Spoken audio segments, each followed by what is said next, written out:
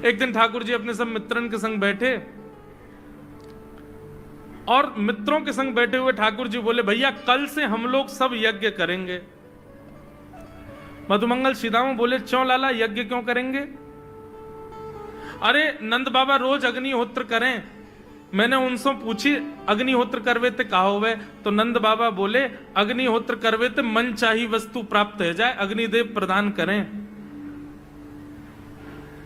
ठाकुर जी के सब सखा बोले, लाला तू काहे को करेगा अग्निहोत्र? बोले अग्निहोत्र करेंगे, अग्निदेव को प्रसन्न करके कहेंगे हमारी सुंदर सी बहू आ जाए, बस हमारा ब्याह हो जाए। अग्निदेव की प्रतीक्षा कर, अग्निदेव को प्रतिष्ठान करेंगे। सब श्रीदामा मधुमंगल 3.5 वर्ष के ठाकुर जी, सोचो 3.5 वर्ष के ठाकुर जी, सखा कितने बड़े बड़े होंगे। नेक्स्ट से सबरे सखा बैठ गए, सूखे पत्ता इकट्ठे करके अग्नि प्रज्वलित कर ली। सूखे पत्तान को चूरो बना के आपस में बांट लियो। ठाकुर जी आचार्य बन के बैठ गए और बोले, सुनो मैं मंत्र बोलूंगा और जैसे ही कहूं स्वाहा सबरे डालियो, और नेक भी यदि तुमने चूक करी ना, नेक भी मैंने स्वाहा बोली और तुमने नहीं डालो तो फिर मोते मत कहियो। यदि तुम्हारी पत्नी काणी आ जाए, एक हाथे लूली आ जाए, लंगड़ी आ जाए, तो समय पर स्वाहा करना पड़ेगा। सब ग्वाल बाल बोले, जो कहेगो लाला सो करेंगे, तू करवा। ठाकुर जी ओम नम नम स्वाहा, सब एक संग डालते हैं। हे सीधामा तू देरी ते डाले, देख लियो लंगड़ी आ जाएगी तेरी बहू, अग्निदेव को प्रसन्न करो। इस प्रकार ठाकुर जी सब ग्वाल बालों के संग खेलते हैं। ग्वाल बाल बोले, लाला यज्ञ तो है गयो, अब ब्राह्मणन को भोजन के काजे बुलाओ, यज्ञ के बाद ब्राह्मण भोज होना चाहिए। सोई ठाकुर जी अपने सब ग्वाल बालों की उंगली पकड़ करके पूरे गोकुल में जाते हैं, ब्राह्मणों के घर जाकर के कहते हैं, आज नंद भवन में बढ़िया उत्सव भयो है, बढ़िया यज्ञ भयो है, भोजन के काजे शाम को आपको परिवार सहित आनो है। भवन को निमंत्रण दिया मैं।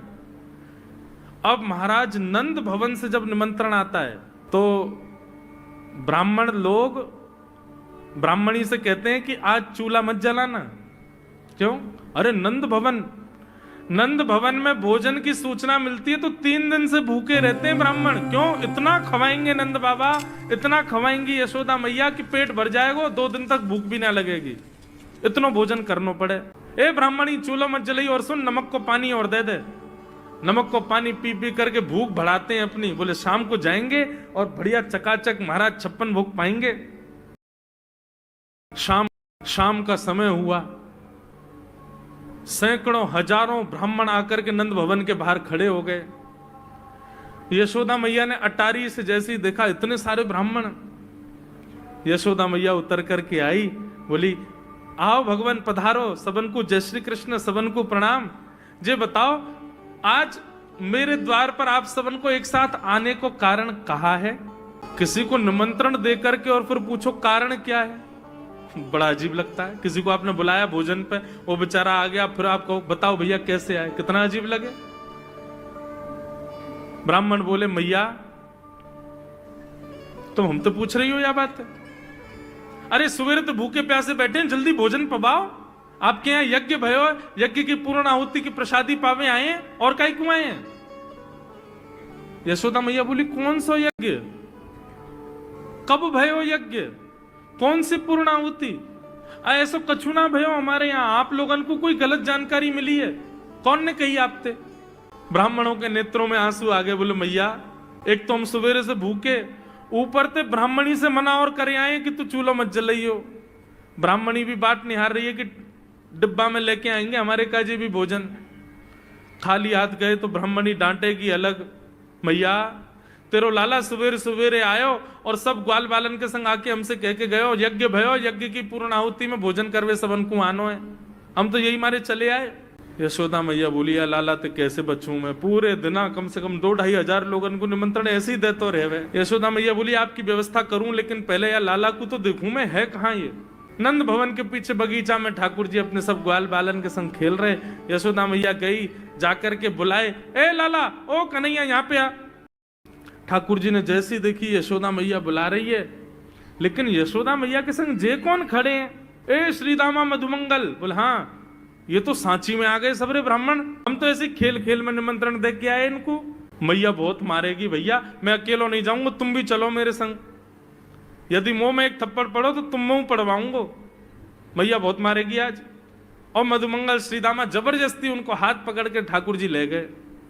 हाँ मैया बता, कहा कह रही? ने लाला जो जो बड़ो है तो जा रहा हो, तेरे उधमन की सलना है पड़े, का कियो तेने?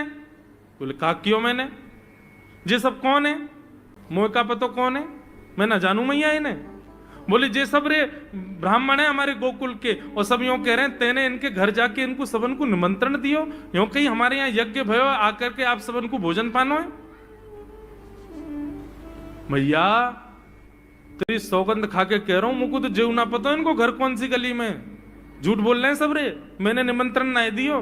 ब्राह्मण सब बोले मैया देखो कैसो सफेद झूठ बोल रहे हैं आपके आगे। मैया बोली सच बता, तेने निमंत्रण क्यों दियो? तब ठाकुर जी बोले मैया बताऊं? बोले बता। बोले हम खेल खेल को यज्ञ कर रहे, वाह यज्ञ में सामग्री नहीं, वाह यज्ञ में मंत्र बोलवे वाले भी ना है, वाह यज्ञ में कोई ब्राह्मण भी ना हो, हम आपस में ही सब यज्ञ कर रहे। भाई यज्ञ के बाद ये मधुमंगल बोलो ब्राह्मण भोजन होना चाहिए, तो हमने इन ब्राह्मणों को न्योता दे दियो। मैया बोली अब ये ब्राह्मण आगे कहाँ पवाऊं? बोले मैया देख सीधी बात है, या में ज्यादा चिंता करवे की कोई बात ही ना है। जब बिना मंत्र के, बिना ब्राह्मणन के, बिना यज्ञ सामग्री के हमारो यज्ञ है सके, तो ऐसे ये भी खाली खाली दोना लेके बोलते हैं हाँ भाई रस बहुत बढ़िया बनो है, ये देखो ओ हो मोहन थार तो बहुत ही बढ़िया बनी है, सब्जी तो पूरी कितनी बढ़िया लग रही है, खाली पत्तल लगा दे, खाली दोना लगा दे, और भाव से ये लोग भी पाल लेंगे है क्यों भोजन, भाव को यज्ञ भाव को भोजन। ब्राह्मणों को बंधुओं गुस्सा, ठाकुर जी की लीला पे किसी को क्रोध नहीं आता, सब हंस जाते। पर यशोदा मैया आधी रात में रसोई बनाती है, सब ब्राह्मणों को पवाती है, और इतना बनाती है कि उनके घर भिजवाती है।